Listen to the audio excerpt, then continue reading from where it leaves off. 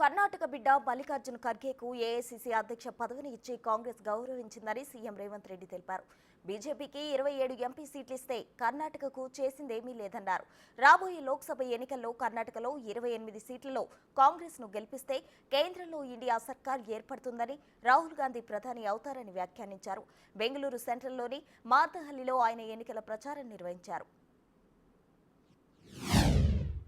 గుజరాత్లో 7 కేబినెట్ మంత్రులు ఇచ్చిండ్రు. ఉత్తరప్రదేశ్లో 12 కేబినెట్ మంత్రి పదవులు ఇచ్చిండ్రు.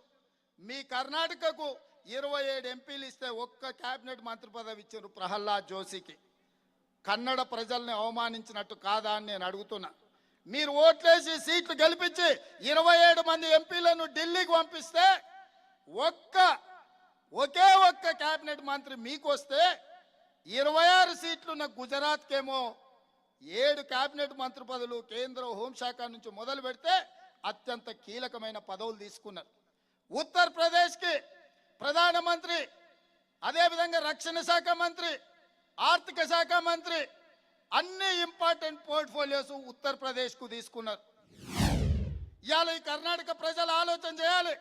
ఈరోజు ఈ కాంగ్రెస్ పార్టీ నడుపుతున్నది, కాంగ్రెస్ పార్టీ అధ్యక్షుడు మీ కర్ణాటక బిడ్డ, మీ వాడు, ఇక్కడి వాడు.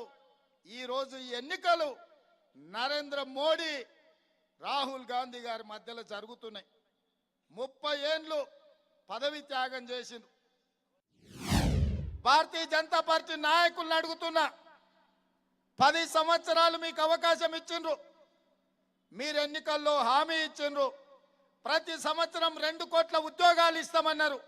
10 ఏళ్లలో 20 కోట్ల ఉద్యోగాలు ఇవ్వాలి.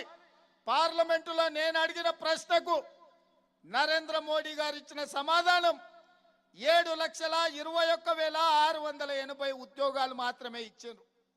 20 కోట్ల ఉద్యోగాలు ఇస్తున్న నరేంద్ర మోడీ 7,21,000 ఉద్యోగాలు మాత్రమే ఇచ్చారు. ఈరోజు దేశంలో 62% యువత నిరుద్యోగ సమస్యతో బాట్లాడుతున్నారని చెప్పి, బాధపడుతున్నారని చెప్పి నిన్న మన సర్వేలు వచ్చినాయి.